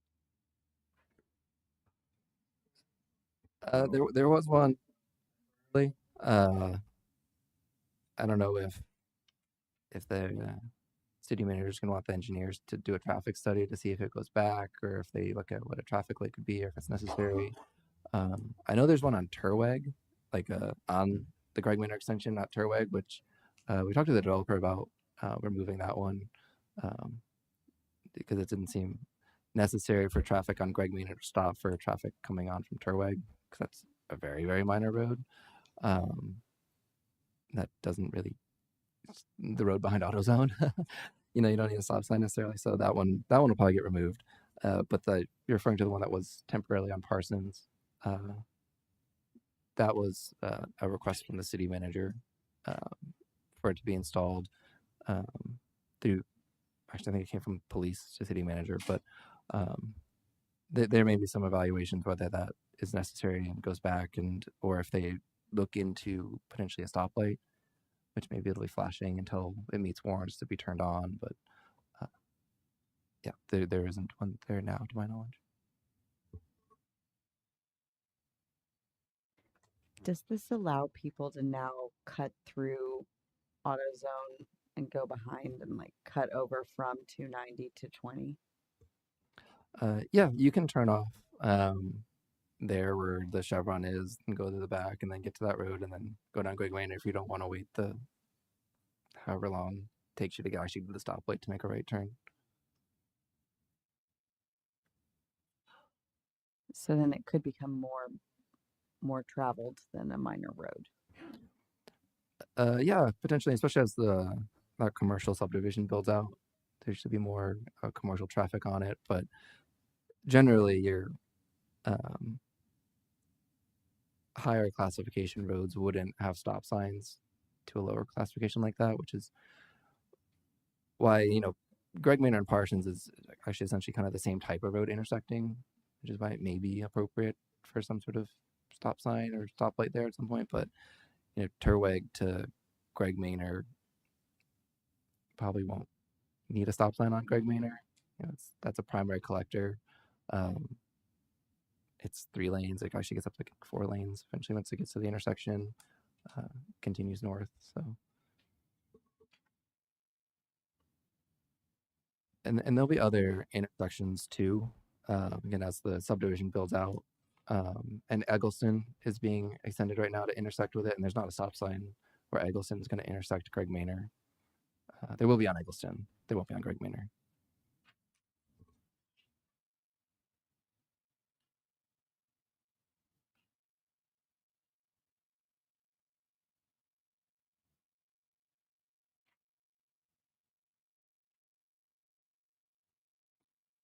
I'll make a motion to approve item number 13. Second. It has been properly moved to approve agenda item number 13 by Commissioner Meyer, second by Commissioner Chavis. All in favor? Aye. Aye. Any opposed? Motion carried. Agenda item number 14, consideration, discussion, and possible action on a rezoning application for 2 lots on 2.297 acres more or less at 108 West Boyce and 104 West Boyce Street, Manor, Texas, from single family to downtown business.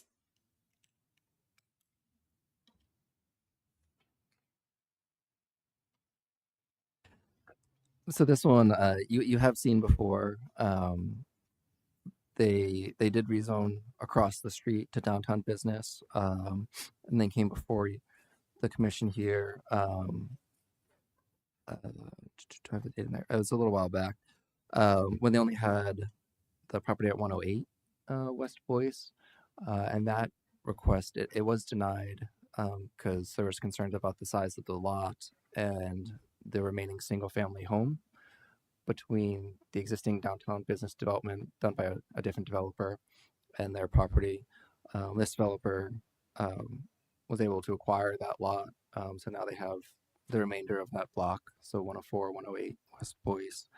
And then they came here last month and there was a request that they have some better renderings or updated renderings, which they provided. The renderings include their development across Boyce. So it's kind of a fuller picture. But just know that the consideration tonight is only 104, 108. What occurred, I think it was 101, 107. West Boyce has already been approved. And they are here if they're wanting to speak or if you have questions, or I can answer some questions on that for you as well. The conceptual site plan that they provided is code compliant to the extent for what's provided and what can be reviewed in terms of their parking. There may be some modifications to the angle of their parking. They have it angled one way, it should be angled the other, but generally how they show it, it does meet the requirements based on their number of units, their unit mix, and amount of commercial space they have, and how they access the alley and plan to use the alley and their driveways. So what they are proposing is a feasible development. As you look at that, it is possible to be constructed.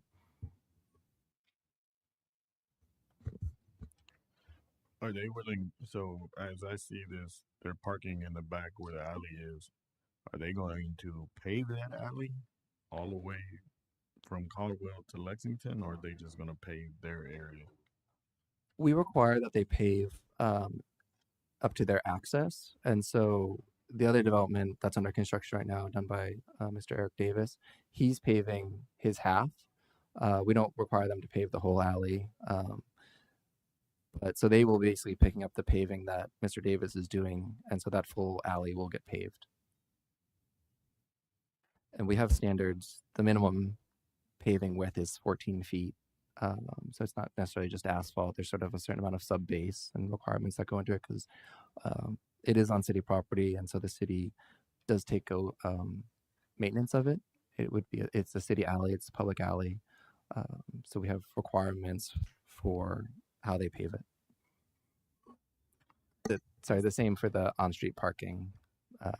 We have requirements now that sort of their paving is to street standards, since that's going to be a city maintained.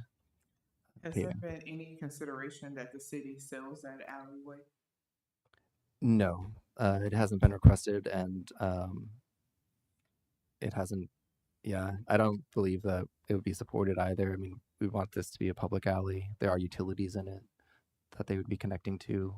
Usually wastewater runs in the alley, gas, electric. And again, with Mr. Davis, his property accessing the alley, he needs it for his circulation. So no, there's been no request to purchase it, and I don't believe the city would sell it either.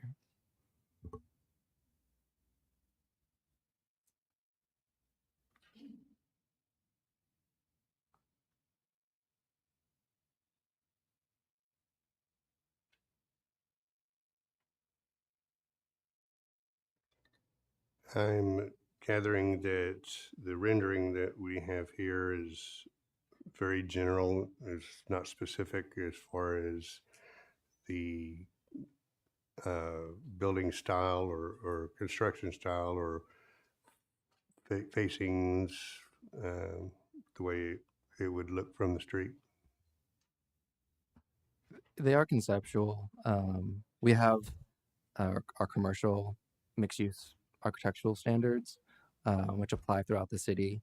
So the only requirement here, with it being in the historic district, is a masonry requirement. And when it's zoned downtown business, 100% of the front and street side facade, so they're Boyce Street and other side street, I don't know if that's Caldwell, have to be 100% masonry, which is stone, brick, or cement stucco. And then the structure overall has to be 90% masonry. But those are the only historic district specific architectural requirements. They would have, those articulation requirements, access requirements. There's certain building entrance standards. So yes, what they provided is a rendering. It hasn't been reviewed to see if it's compliant, but the bulk standards. So what they kind of show on their site plan with their setbacks and the parking, that is compliant. So they can fit a structure of the size that they're proposing on the lot. The specific architectural details is, approved through building permits. Our building official reviews it for code compliance.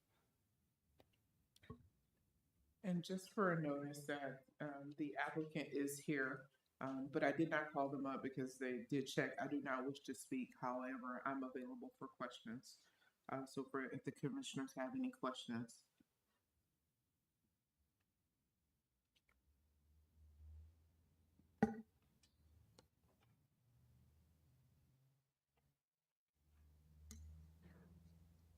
Thank you for putting together the renderings. I don't know if they're realistic, but it is at least good to see your vision a little more. So thank you for doing that.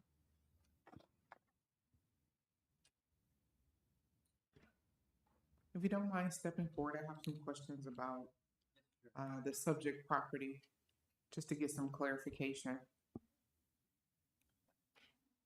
So on the dwelling units for level 2, it shows that, just for clarification, so level 2 will have 5 one-bedroom units and 2 two-bedroom units, and then the same for level 3. Is that correct? Oh, I think for this property, the maximum units we can have is 8. So based on our plan, 4 units going to be on the second floor, and another 4 units are going to be on the third floor. So 8 in total. So on your plan here, it says a total of 10. Is that for both properties together or just one? If I may. So the backup, it has both their buildings in it. Mhm. So their larger building across the street, that's the 10 unit one. Okay. The next page, it's page 276 in your backup. That one has the unit count for the smaller building, the subject property. And that has 4 one-bedrooms on the second floor and 4 one-bedrooms on the third floor. So 8 units total. And just also for the space for the units, is this 500 square feet for the minimum That is per the, unit? No, go ahead. sorry, I don't know when I can jump in, but that is the minimum dwelling unit size. They could do anything larger, but 500 is the minimum.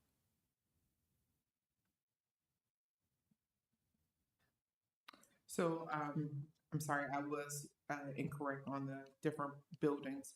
So this unit will have 4 one-bedroom units and 4 one-bedroom units on level 2, 4 on level 3. Yes. What research have you done to show that there is a need for one-bedroom apartments in this area?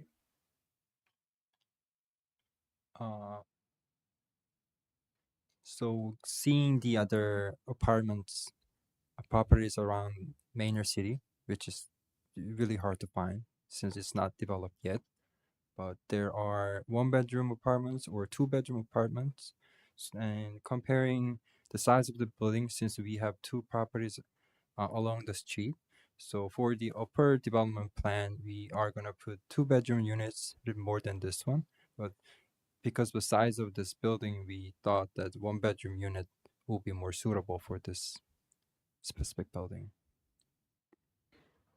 How many of the units do you plan to be taken up by your company, like people working for your? Because you had said previously that you were going to have employees living in these units.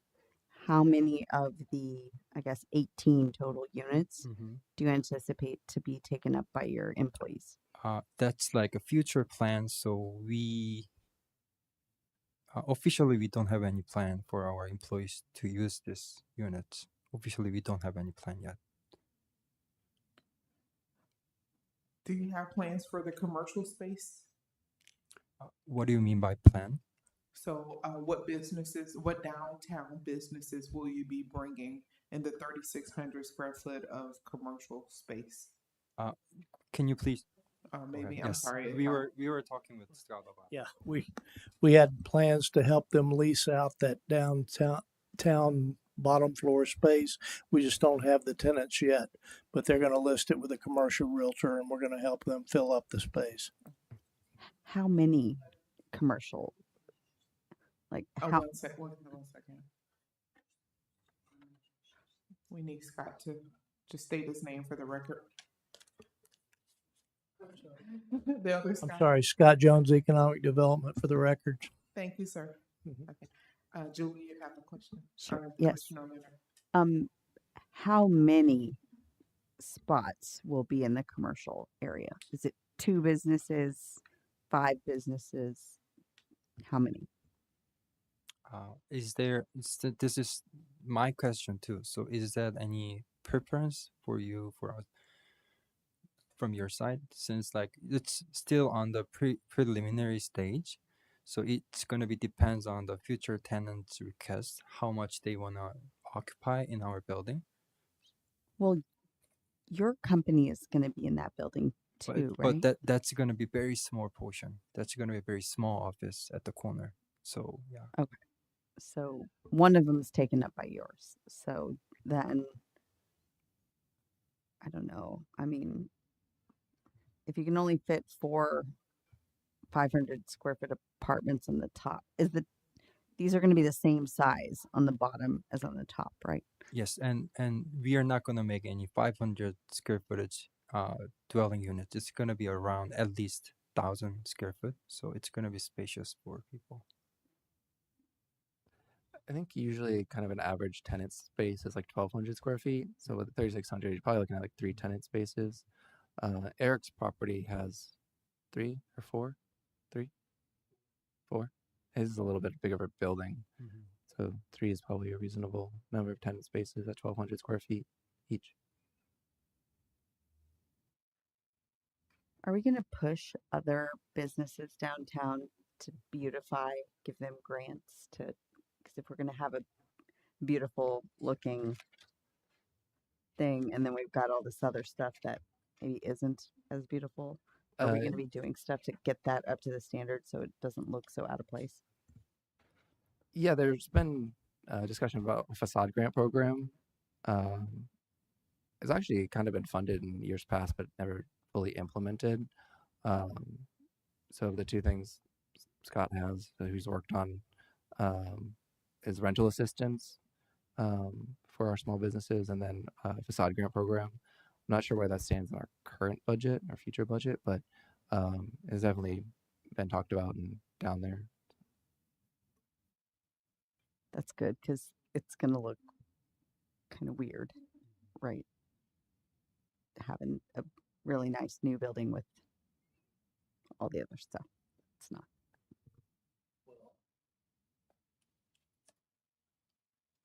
We're planning right now. We're doing, as a matter of fact, next city council meeting, we're going to have a downtown strategic plan. City council is going to hire a consultant to replan our downtown. And so there's going to be kind of a rebirth downtown.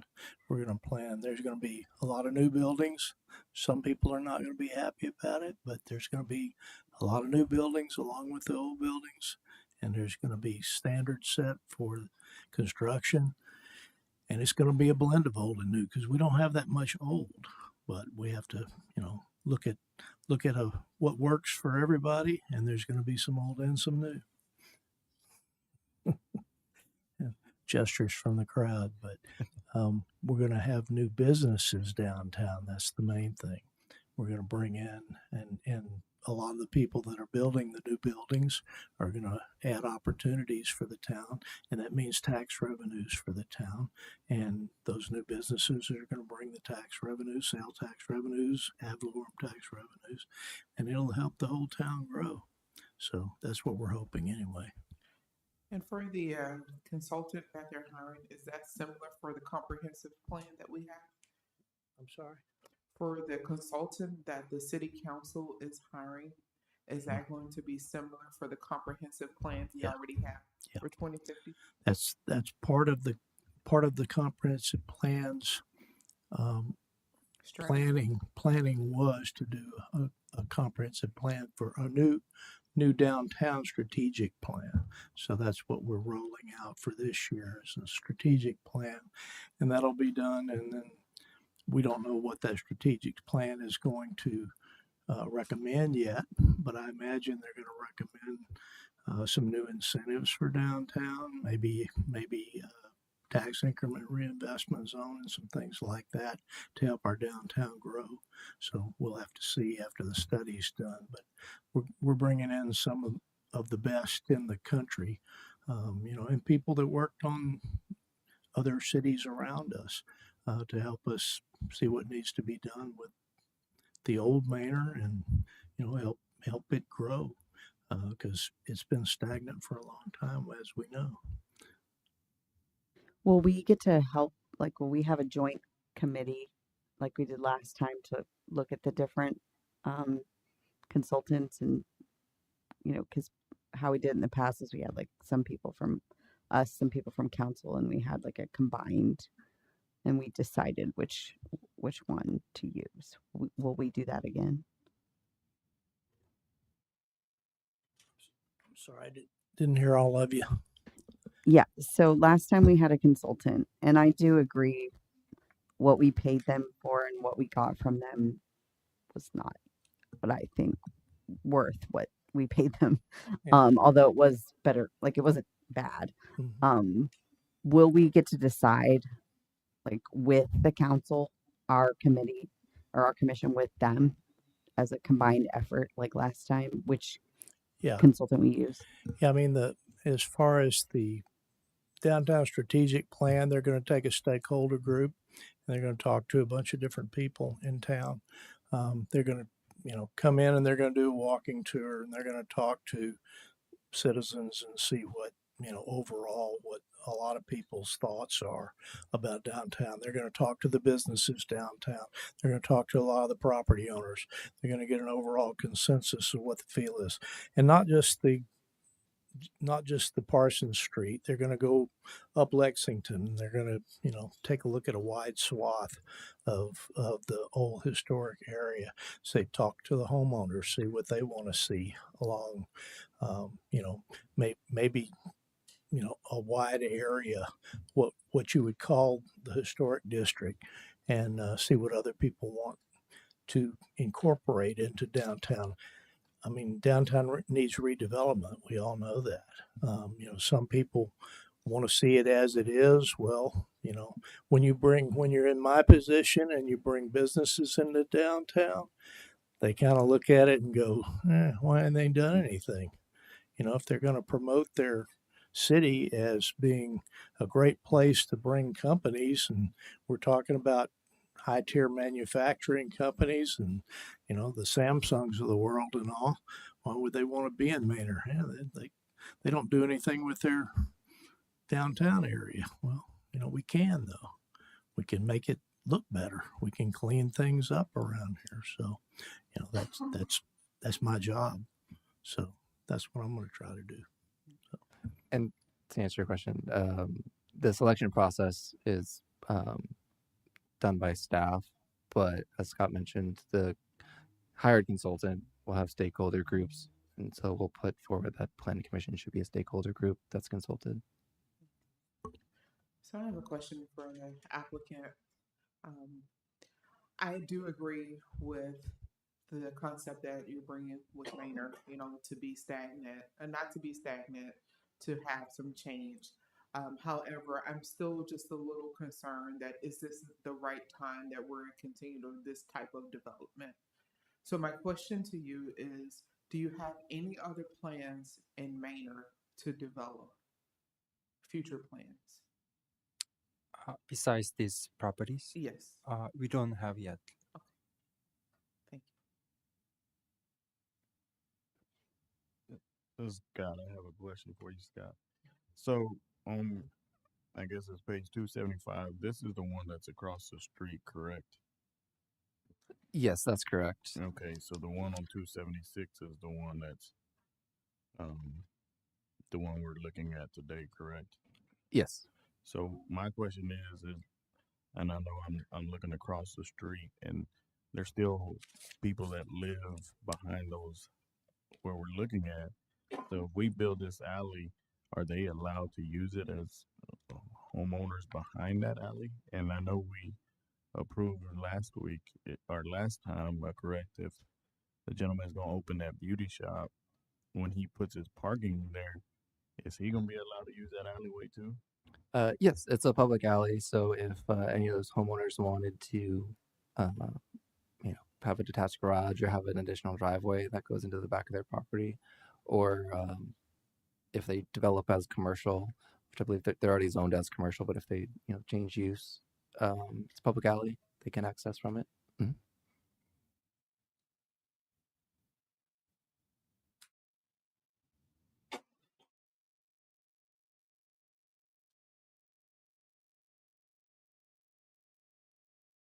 It's generally, if I may elaborate more, like ideal to actually use the alleys, so you have fewer driveway cuts on the public rights of way, which that causes a little more traffic, and then having breaks in the sidewalks is less pedestrian friendly. So you actually want to incentivize more access, more parking from your alleys versus the streets.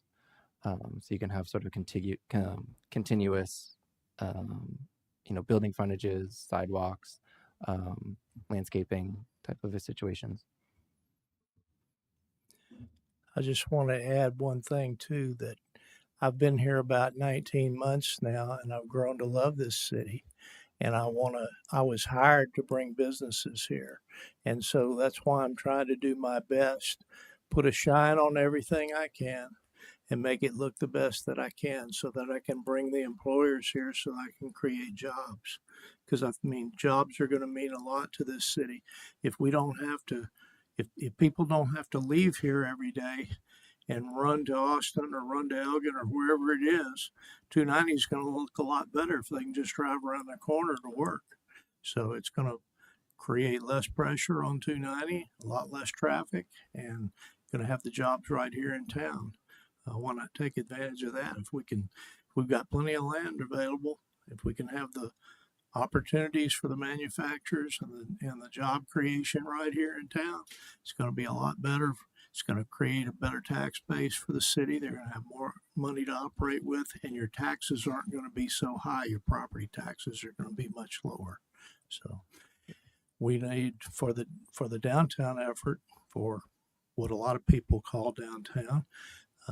We need to start that off with some new investment. And we've got, one example of that right here tonight. He's trying to make a new investment in downtown. We have another one across the street. Mr. Davis is stalled out right now because he's waiting on steel. It's probably clogged up in that Suez Canal on a boat right now because a lot of that steel's coming from China. So they face issues with like that in construction right now. But as soon as we can get more of those things going, the better it'll look to some of these companies looking at Manor as a place to be and bring their employment. So Hey, appreciate. Mr. Scott, I have a question. So what we're Yes. looking at as parking, if we kind of get a idea, is almost like across the street of Lexington at where the discoteca and that what is that, a daycare? Yeah, Bright Beginnings Daycare. Yeah, so it's almost the parking is almost gonna look like that, correct? Yeah. Where we have that building and there's a parking there. I think that's right. Yes, but Looks like um, around the building, right? yeah, so we through the comp plan it provides actually street cross sections for our downtown streets on how the parking is provided. So if you see, like Mr. Davis has 90-degree parking because that was done before the comp plan, but they're providing angled parking, and that's from the comp plan that we actually have standards now for the right-of-way widths being at least two 11-foot drive lanes with 45-degree angled parking. And so they're compliant with that. I mean, their parking is going to have to angle the other way, but it's still compliant. And again, we have standards now for how the parking is constructed. When Bright Beginnings did it, they just paved it like regular asphalt. It doesn't look always the greatest, but each time we do improve, we get a little better. So this will be similar to those, but more formal, a little better looking.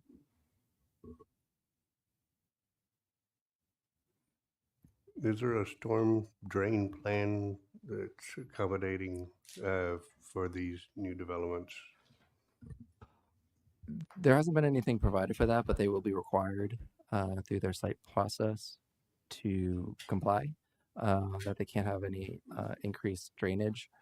So they can do that through underground storage or however they need to comply with that. But it is a requirement. If they can't, they'd have to request a variance.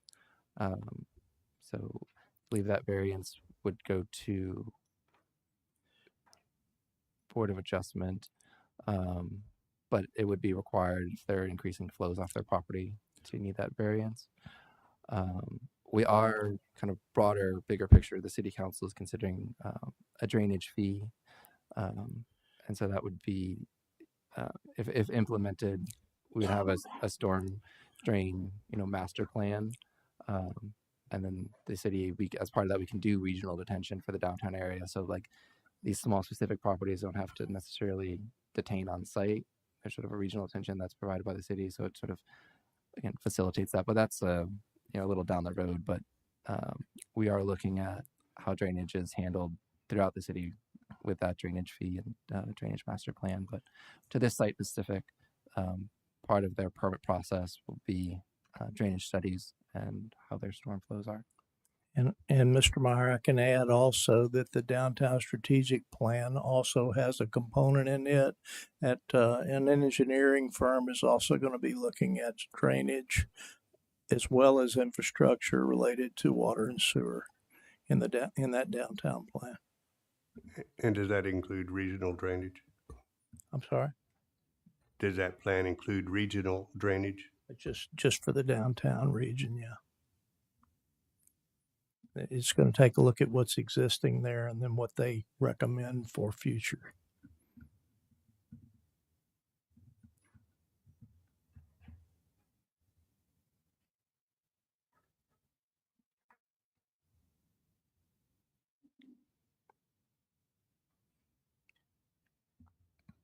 Any other questions?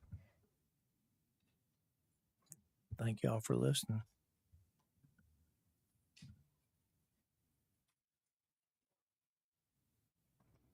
I'd like to make a motion that we approve item number 14.